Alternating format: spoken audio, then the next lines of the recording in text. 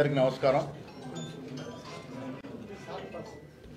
పెద్దలు గౌరవనీయులు సుదర్శన్ రెడ్డి గారు, గౌరవనీయులు షబీర్ అలీ గారు, గౌరవ శాసనసభ్యులు భూపతి రెడ్డి గారు, డీసీ అధ్యక్షులు మోహన్ రెడ్డి గారు, సిటీ అధ్యక్షులు వేణు గారు, తాయల్వినందన్ గారు, రత్నాకర్ గారు, గోపాల్ రాజు, అందరికీ నమస్కారం. మీకు నమస్కారం. కాంగ్రెస్ ప్రజా ప్రభుత్వం చేసినటువంటి అభివృద్ధి సంక్షేమ పథకాల పట్ల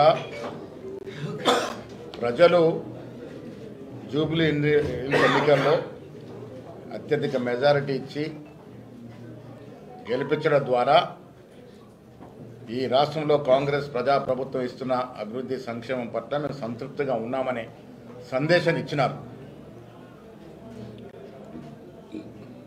ముఖ్యమంత్రి రేవంత్ రెడ్డి గారు, ఉప ముఖ్యమంత్రి బట్టి విక్రమార్క గారు, మా మంత్రులు, ఎమ్మెల్సీలు, ఎమ్మెల్యేలు, ఎంపీలు, corporation chairmans, party office bearers, ప్రతి కార్యకర్త జూబ్లీహిల్స్లో శ్రమించి మా సంక్షేమం అందుతున్న తీరు, రాష్ట్రం మొత్తం మీద జరుగుతున్న అభివృద్ధి తీరుతెన్నులు, ముఖ్యంగా హైదరాబాద్లో రేవంత్ రెడ్డి గారి యొక్క ప్రత్యేక దృష్టి వల్ల రాబోతున్నటువంటి మరో ఫేస్ ఆఫ్ మెట్రో,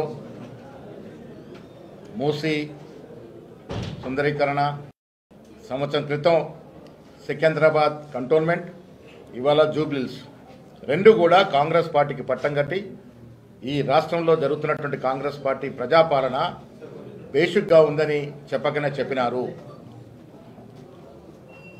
నేను ముఖ్యమంత్రి గారికి ప్రత్యేకంగా ధన్యవాదాలు. పార్టీ తరఫున సంక్షేమం పట్ల, అభివృద్ధి పట్ల వారికి ఉన్నటువంటి శ్రద్ధ, విద్య వైద్యం పట్ల వారికి ఉన్న ఆసక్తి, వారు జరుపుతున్నటువంటి అభివృద్ధి సంక్షేమం బేసిక్గా పోతా ఉంది. ఇవాళ జూబ్లీస్ ఎన్నిక రేపు హైదరాబాద్లో జరగబోయే జిహెచ్ఎంసీ కార్పొరేషన్ జరిగే ఎన్నికకి విజయానికి నాంది. ప్రజలు రేపు జిహెచ్ఎంసీ ఎన్నికల్లో కూడా కాంగ్రెస్ పార్టీకి పట్టం కడతామనే మాట ఇవాళ జూబ్లీస్ ఎన్నికల్లో ఇంత మంచి మెజారిటీ ఇచ్చి చెప్పడం జరిగింది. ఈ ఎన్నికల్లో కూడా ముఖ్యమంత్రి గారు ప్రత్యేక శ్రద్ధ వహించారు. డిప్యూటీ ముఖ్యమంత్రి గారు, మంత్రులు అందరూ కూడా మా సంక్షేమాన్ని ప్రజలు అందుకున్నటువంటి తీర్థంలో వివరించగలిగినారు. కాబట్టే ఇవాళ ఇంత పెద్ద ఎత్తున ప్రజలు మాకు పట్టం కట్టినారు. ఈ ఎన్నిక ద్వారా ప్రజలు రెండు సందేశాలు స్పష్టంగా ఇచ్చినారు. ఒకటి, కాంగ్రెస్ పార్టీ పట్ల మేము సంతృప్తిగా ఉన్నాం. వచ్చే 3 ఏళ్లే కాదు, మళ్ళీ వచ్చే ఎన్నికల్లో కూడా కాంగ్రెస్ పార్టీ కనీసం 100 సీట్ల పైగా గెలుస్తుందనేటువంటి మేము చెప్తూ వస్తున్న దానికి బలం చేకూర్చింది. అలా ఆనాడు కంటోన్మెంట్ ఎన్నిక కానీ, వాళ్ళ జూబ్లీహిల్స్ ఎన్నిక కానీ కాంగ్రెస్ అభ్యర్థి గెలిచినారంటే ప్రజలు ముఖ్యమంత్రి పట్ల, కాంగ్రెస్ ప్రభుత్వం ఇస్తున్నటువంటి సంక్షేమం పట్ల సంతృప్తిగా ఉన్నారనే మాట స్పష్టమైంది. రెండో సందేశం వాళ్ళ జూబ్లీ ఎన్నికల్లో ప్రజలు ఇచ్చింది, బీఆర్ఎస్ పార్టీకి సెలవు చెప్పినారు. పార్లమెంట్ ఎన్నికల్లో వారికి 0 సీట్లు ఇచ్చినప్పుడే బీఆర్ఎస్ పార్టీకి ఈ రాష్ట్రంలో ఇంకా భవిష్యత్తు లేదు అన్నట్టు మాట చెప్పడం జరిగింది.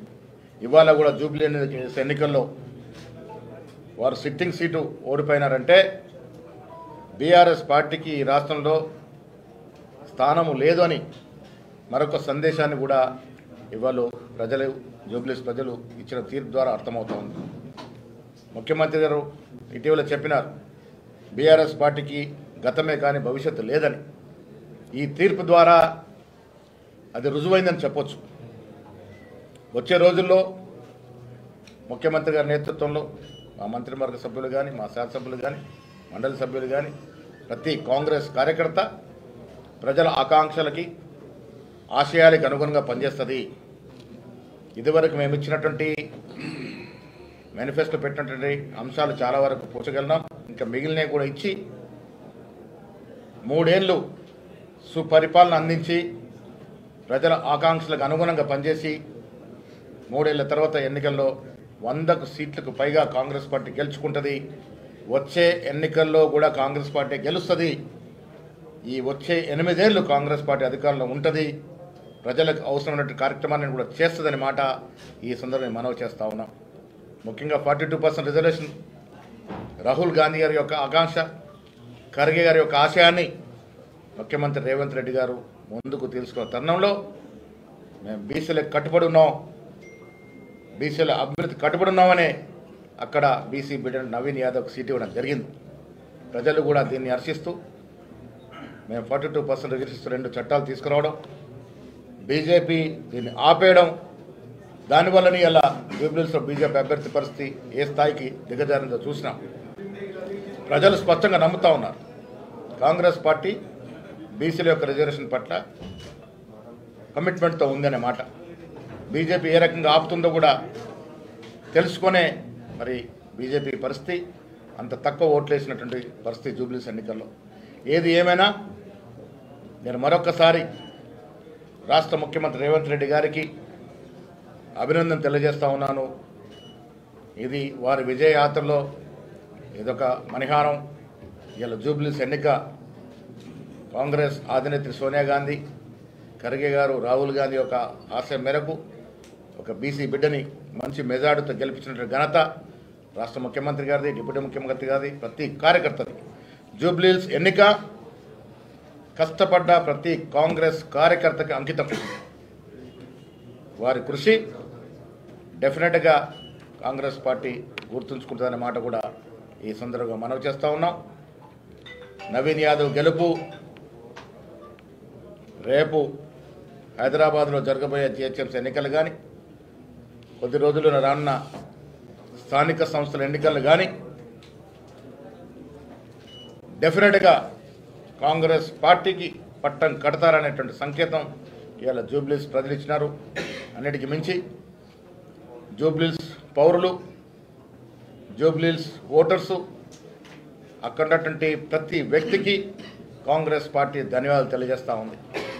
మీరు ఓటు వేసి కాంగ్రెస్ పార్టీని ఆదరించి కాంగ్రెస్ పార్టీ ఇస్తున్నటువంటి ప్రజా పాలనని కితాబిస్తూ అభినందిస్తూ ఈ తీర్పు ఇచ్చినందుకు జూబ్లీహిల్స్ ప్రజలందరూ కూడా ధన్యవాదములు.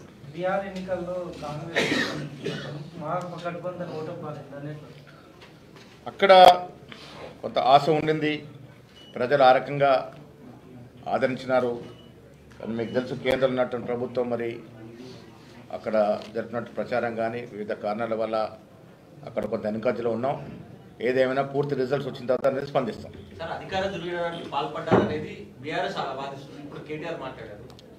ఏ రకమైన అధికార